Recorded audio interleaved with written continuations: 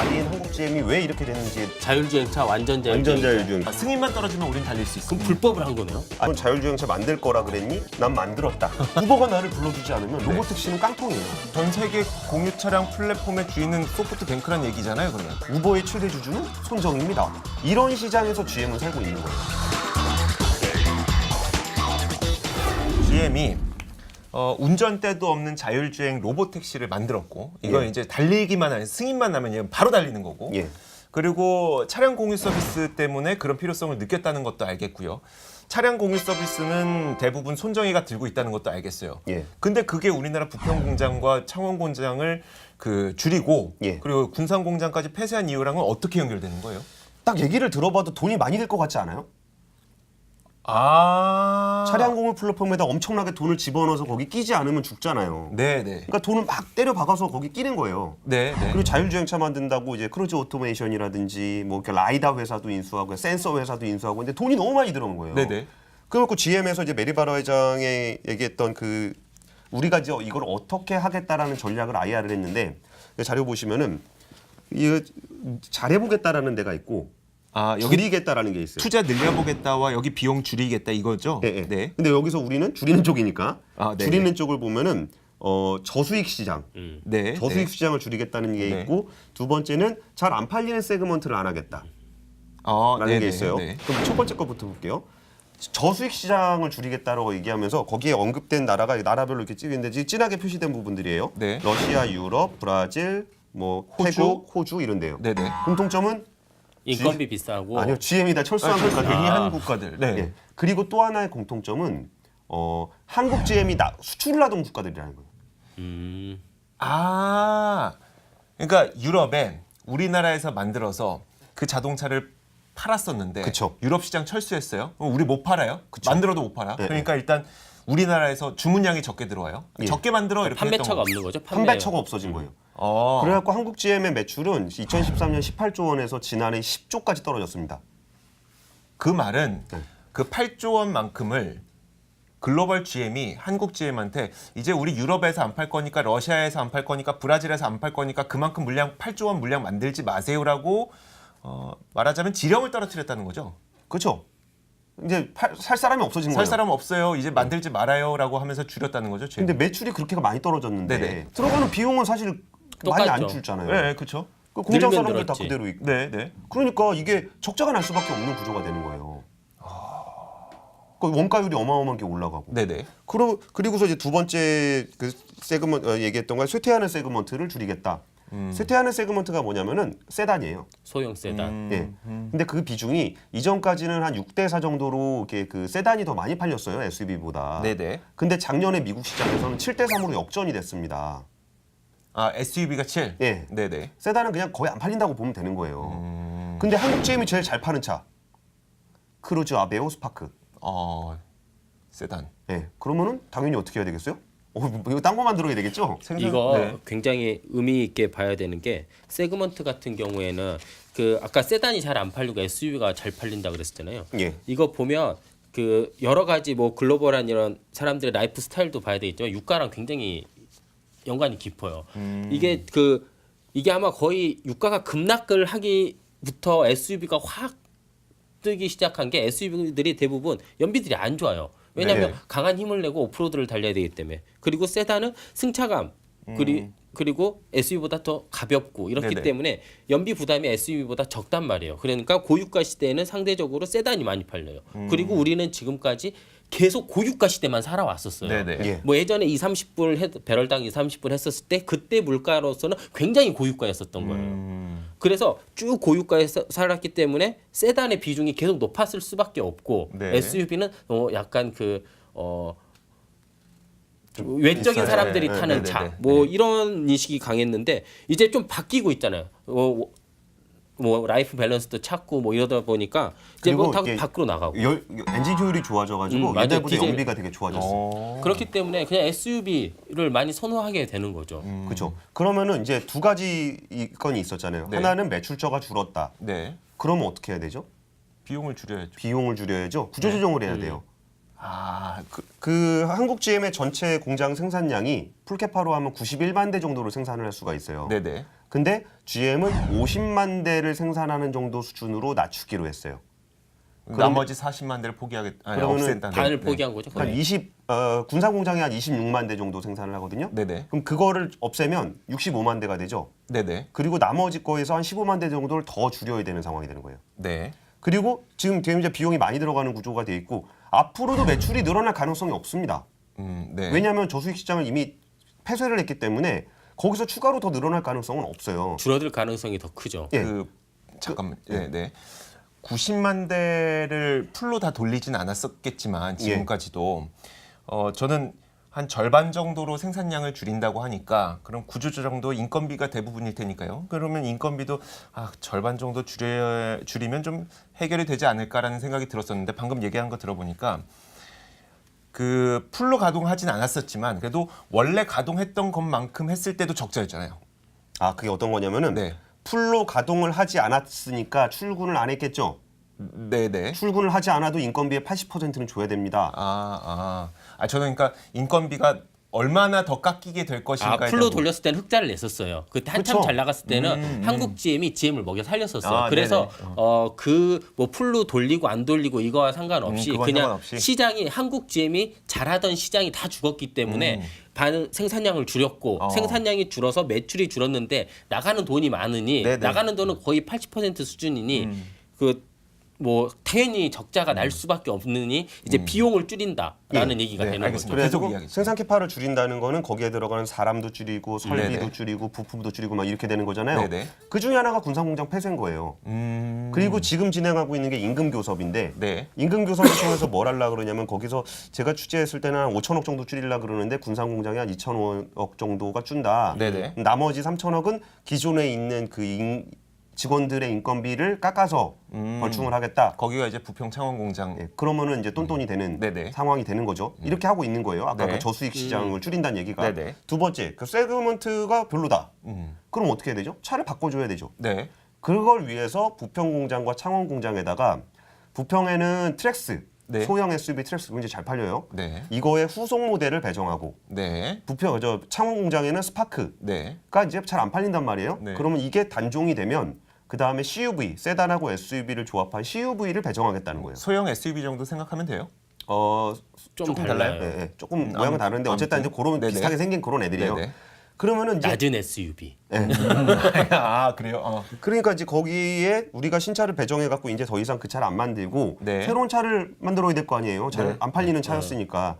근데 그 차를 개발하는데 돈이 많이 든다. 네. 그래가지고 약 그 신차 개발하는데 한 3조 원 정도 들 것 같다. 네. 그런데 그 산업은행이 한 지분율 정도 좀 도와주면 어떻겠느냐 라면서 협상을 하고 있는 거예요. 네. 이게 다 같은 맥락으로 가고 있는 거예요. 이게 비용을 줄이고 새로운 차를 만드는 그 과정. 네. 그래서 신차를 뭐 만들려고 하는데 돈이 필요하니까 돈을 좀 주고 그리고 부실을 정리하려고 보니까 부실이 너무 많이 쌓여 있어서 여기다가 이제 재무구조 개선을 해야 되는데 산업은행도 한 5천억 내줘라. 네네. 그래서 전체 6조가 들어가요. 그러니까 신차에 3조, 재무구조 개선하는데 3조. 네. 근데 그중에 5조는 우리가 낼 테니 1조 정도는 한국에서 좀 부담을 해줬으면 좋겠다라는 게 지금의 한국 GM 사태예요. 제가 처음에 얘기했던 거랑 개요는 같네요. 같죠.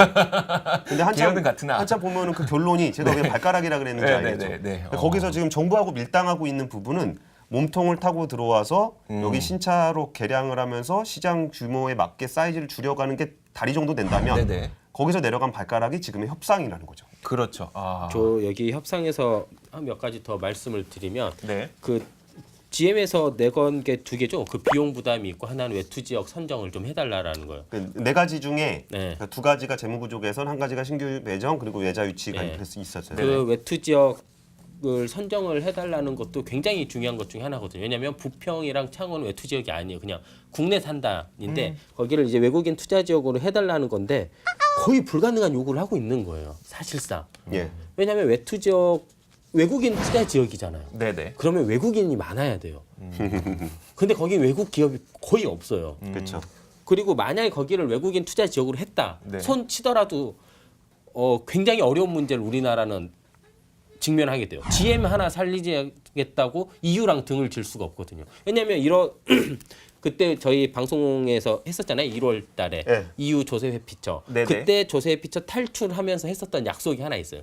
외투 지역 세제 개선하겠다. 이 말은 제가 그때 말씀드렸잖아요. 외투 지역의 혜택을 없애거나 네. 우리 국내 기업에도 그와 비슷한 혜택을 주면 돼요. 네. 그렇죠. 그러면 자 지금 보면 여러 가지 대책들이 많이 나오면 대부분 세금 감면 혜택들이 많아요. 국내 기업들에. 네. 그러면 이거는 특단의 대책이기 때문에 그거랑 별로 상관이 없어요. 그러면 제너럴하게 세법을 바꿔줘야 되는데 그 세법을 과연 만약에 전부 다 감세로 하면 한국 GM은 가만히 있어도 받는데 세수가 더 많이 해달라고 줄겠죠. 하는 거잖아요. 네네. 그리고 세수가 굉장히 많이 줄어들기 때문에 굉장히 힘든 선택이에요. 그러면 외국 기업의 혜택을 줄일 수밖에 없어요. 보면 거의 그렇게 갈 것 같아요. 네. 외국 혜택을 좀 줄이고 우리나라 기업 혜택을 조금 올리고. 어차피 GM은 그렇게 할 수밖에 없어요. 아까 말씀드렸죠. 이 커다란 코끼리가 움직이고 있는데 여기 발가락에서 뭐 세 번째 발가락이 조금 이렇게 삐끗하거나 뭐 그런다고 해서 가는 길 안 가는 거 아니잖아요. 네네. 그러니까 어차피 간다고. 그리고 이제 신형 어떤 그 CUV로의 전환은 필요해요. 네. 그러니까 어차피 투자를 해야 돼. 근데 이왕이면 조금이라도 더 내달라 이거. 우리가 일자리 만들 건데 네네. 니 좀 돈 좀 내줘. 아 왜 투지역도 뭐 법인세 뭐 얼마 되진 않지만 그거 좀 해줘. 그리고 인건비 뭐 이왕이면 좀 더 줄였으면 좋겠어. 그리고 그 산업은행이 나 좀 지원 좀 해줬으면 좋겠는데 근데 그 중에 그 중에 하나가 안 된다. 네네. 그래서 걔네가 안 할 거냐? 그렇게 보진 않아요. 그러니까 협상을 할 때 다 안 되면 안 될 것처럼 말은 하지만 네. 이왕이면이라는 거죠. 근데 그것도 정부 쪽에서는 굉장히 활용을 잘하고 있어요. 너네들이 다 안 해주면 안 한다며. 네. 뭐 안 해? 다 안 해. 뭐 그럴 수도 있어요. 왜냐하면 그 GM이라는 것 자체가 지금 정부 입장에서 보면 굉장히 괘씸한 거거든요. 괘씸하죠. 네네. 엄청 괘씸해요. 얘네들은 막말로 좀 약간 좀 한 대 꿀밤이라도 한번 주고 싶을 정도의 느낌일 거예요. 갑자기 뭐 폐쇄 선언을 하고 예. 그렇죠. 갑자기 뭐 무리한 요구를 하고 막 그것도 자기네들한테 정식 서한을 보내기 전에 먼저 언론 플레이를 통해서 많이 그랬기 때문에 굉장히 미워 죽겠단 말이에요. 그리고 이미 그 청년 일자리 대책이라든지 여러 가지 대책으로 그리고 창원 부평 GM이 요구하는 수준으로 줄인다면 어차피 거기도 굉장히 위험한 지역이 될 수 있어요. 그렇다면 어차피 해야 될 대책 그냥 너네 가고 우리가 그냥 대책할래라고 할 수도 있는 거예요. 물론 굉장히 힘들겠지만 지방선거를 앞두고 그러니까. 그리고 굉장히 지금 타이밍이 GM이 또 좋게 잡고 들어와서 더 짜증이 날 거예요. 그러니까 근데 그게 한국에서는 굉장히 당황했다고 얘기를 하고 있지만 미국의 주주들이나 GM의 행보는 다 작년 얘기거든요. 네네. 그러니까 아까 얘기했잖아요. A, B, C, D, E, F, G로 이렇게 연결이 되잖아요. 그러니까 네네. A 다음에 G로 간 게 아니에요. 우리가 B, C, D를 별로 관심 두지 않아서 그런 건데 네네. 어쨌든 한국 GM의 사태는 이런 과정 속에서 뭐 일어났던 일들이라고 보시면 될 것 같고 네네. 재미로 보시라고 제가 그 토요타의 이팔레트라는 차를 하나 갖고 왔는데요. 보시면은 뭐 화면으로 안 보시는 분들은 좀 네네. 보실 수 있을 화면으로 거예요. 이제 보여드릴 거예요. 이게 2020년에 도쿄 올림픽에서 운행을 할 건데 영상으로 보시면 이 팔레트 검색해 보셔도 되고 방송으로 보시는 분들은 방송 보시면 되는데 네모난 박스카예요. 네네. 왜 박스카냐? 일단 운전대가 필요가 없기 때문에. 아 자율주행차. 네, 그러니까 굳이 자동차에 운전석이 있어야 된다는 거는 운전을 하는 사람이 있어야 된다는 거잖아요. 그렇죠. 그럼 그게 아닌 거야. 그리고 이거는 전기차예요. 네. 그게 엔진이 없어요. 그럼 공간이 넓겠네요. 그러면 거기 엔진 룸이 필요가 없죠. 네네. 그리고 이 차는 자기가 굳이 사서 타는 사람이 없기 때문에 굳이 트렁크를 만들 필요가 없어요. 그럼 지금의 차의 모형이 이렇게 생겼다 그러면은 네. 앞에도 필요 없고 뒤에도 필요 없어요. 그렇죠, 그렇죠. 그럼 네모난 박스카가 되겠죠. 네. 그럼 네모난 박스카 안에 뭐가 들어가느냐? 이거는 말 그대로 플랫폼이에요. 네. 팔레트. 네, 네. 그림 그릴 때 쓰는 팔레트처럼. 네. 거기에 영상에 보시면은 그 신발 가게. 내가 모바일로 신발을 사고 싶다라고 누르면 신발 가게가 옵니다. 이 팔레트 차가 회사 앞으로 와요. 네네. 그럼 들어가서 신발 신어보고 나오면 됩니다. 네. 택배 서비스구나. 아니, 택배의 개념이 아닌 것 같. 그러니까 아니요. 가게라는 거 아니에요, 가게? 움직이는 공간이 그렇죠. 되는 거예요. 그리고 이 차를 택배로 한다. 그럼 택배가 줄줄이 막 자기들끼리 막 다니는 거예요, 이 팔레트. 택배도 할 수 있고. 네. 다 할 수 있는 거죠. 그래갖고 이제 그러면은 뭐 물건을 팔라 그러면 물건은 누가 전 세계에서 제일 잘 파나요? 아마존. 아마존하고 제휴를 해서 하고 있습니다. 이미 했어요? 네, 차를 만드는데 네. 내가 이 차 플랫폼은 내가 만들 테니까 여기다 물건 파는 거는 아마존이 개발을 해라. 그리고 아까 이거 결제 수단도 아마존이 하면 되는 거고. 네, 그리고 그 플랫폼 안을 뭐 택시로 쓸 수도 있잖아요. 그렇죠. 네. 그러면은 택시는 누가 제일 잘 잡는다? 디디 추싱이 제일 잘 잡는다. 네. 그 디디 추싱하고 제휴를 해서 하는 거예요. 네. 그럼 출퇴근 시간에는 이렇게 차 사람이 많이 타는데 이게 출퇴근 시간이 아닌 시간에 좀 비잖아요. 네. 그럼 뭐 할까라고 생각하다 피자 배달이라도 좀 하다. 네. 도미노? 피자헛. 피자헛이랑. 그 잘못 잡은 것 같은데. 피자헛과 제휴를 해가지고 이 프로젝트가 진행이 되고 있어요. 와. 이 프로젝트는 2020년 도쿄올림픽에서 시범 운행이 될 예정인데 네. 그 얘기는 뭐냐? 이거 이제 도쿄 일본 정부에서는 이제 막 우리가 올림픽 할 건데 이제 2020년 되면 이 팔레트가 돌아다니면서 할 겁니다 했는데 네네. 도요타가 2020년에 제가 개발이 잘 안 돼서 얘기하면 죽습니다. 그렇죠. 그냥 무조건 만들어야죠. 전 세계 개망신이란 말이에요. 네네. 그럼 어떻게든 만들어낼 거라는 거예요. 혹은 이미 그 만들어낼 기반은 다 되어 있고 예. 있다는 얘기겠죠. 그러니까 이 팔레트 같은 것도 자동차라는 개념 자체가 깨져요. 이게 자동차가 아니라 이제 진짜 이게 움직이는 공간이 돼버리는 그 모습을 이 팔레트를 보면 조금 느끼실 수 있을 거예요. 아마 흉내는 다 낼 수 있어요. 우리나라도 서울에서 평창까지 완전 자율 성공했잖아요. 현대차. 네네. 그렇게 어느 그 한정된 공간에서 하는 거는 생각보다 어렵지 않다고 해요. 왜냐하면 이게 되게 어려운 게 빅데이터를 만들어 놔야 된다라는 게 어려운 거거든요. 자율주행차를 하려면. 예. 그런데 그 빅데이터를 전국 우리나라 그러니까 국가 단위 사이즈로 만드는데 구축할 수 있는 시간, 노력, 돈이 많이 드는 건데 그렇게 한정적인 거 예를 들어 뭐 평창 올림픽이다, 도쿄 올림픽이다 이런 한정적인 공간에서는 그렇게 쉽진 않을 거예요. 이번에도 그렇게 하려면 이제 지적도를 다시 그려야 되는 거고요. 네네. 여러 가지 뭐 다 맵을 다시 시스템을 만들어야죠. 해야 그렇죠. 되는데 그게 이렇게 집중적으로 한 곳을 한다라는 거는 그렇게 어려운 건 아닐 거라고 보면 2020년에 팔레트 볼 수 있을 것 같은데요. 그러니까 전- 이 팔레트. 이거를 제가 굳이 보여드리는 이유는 미래 자동차가 이렇게 변하는구나라는 거를 되게 직관적으로 볼 수가 있어요. 저는 그 막연하게 상상하는 게 아니라. 이 이야기를 물론 검색해 보시면 그 형태는 아마 검색이 가능하실 것 같은데. 아니 움직이고 막 그런 거 다. 예, 그렇죠. 시뮬레이션 하고 있는 장면. 저도 다 봤으니까 애니메이션을 잘 만들어 놨더라고요. 예. 뭐 8시부터 9시까지는 출퇴근자들 태우고 그다음에 10시부터 11시까지는 이제 노인분들 노양원 가는 거 태워 드리고 뭐 12시부터 1시까지는 점심 가는 사람들 아니면 혹은 그 점심 식당 자체가 이 팔레트에 실려서 이제 오고 이런 것들 잘 해 놨더라고요. 근데 저는 이 이야기가 굉장히 무섭게 다가오는 이유가 그 염현석 기자가 얘기했던 게 되게 와닿았어요. 흉내는 잘 낼 것 같아요. 예를 들어 이 팔레트가 진짜 상용화가 됐어요. 일본에서는 상용화 단계까지 왔어요. 우리나라에 있는 자동차 기업들이 그 이 팔레트를 못 만들진 않을 것 같아요. 근데요? 못 만들진 않죠. 근데 그러면 결정적으로 이 사업이 성공하냐 마냐는 사실 플랫폼으로 가잖아요. 다시. 그렇죠. 그럼 그 플랫폼을 누가 갖고 있느냐는 결국 다시 손정의가 되는 거예요. 우버, 디디추싱과 플랫폼으로 가는 거죠. 아무리 이게 자동차 그 박스카를 잘 만든다 한들 그리고 이 박스카에 레이더와 라이다를 잘 싣는다 한들 누구의 박스카를 이용할 것이냐? 디디추싱과 그 우버의 플랫폼을 이용하고 있는 박스카를 이용하겠죠. 그리고 거기에 있는 내부 그 박스카만 만든다고 되는 게 아니고 네네. 아마존이 여기다 상점을 깔아줘야 되는 거예요. 그렇죠. 네. 그러니까 결국 제휴, 글로벌 제휴가 굉장히 중요해진다는 거죠. 네, 굉장히 무섭게 다가오는데요. 뭐 일자리 얘기나 이런 거는 너무 암담하니까 오늘 얘기는 여기까지 하도록 하겠습니다. 자, 이렇게 과연 GM이 왜 이런 선택을 하게 된 것인지, 그 코끼리의 몸통은 무엇이었는지, 그리고 그 코끼리의 몸통이 어디로 걸어가고 있는지, 자, 그 이야기는 여기서 접도록 하겠습니다. 발칙한 경제였습니다. 고맙습니다. 감사합니다. 감사합니다.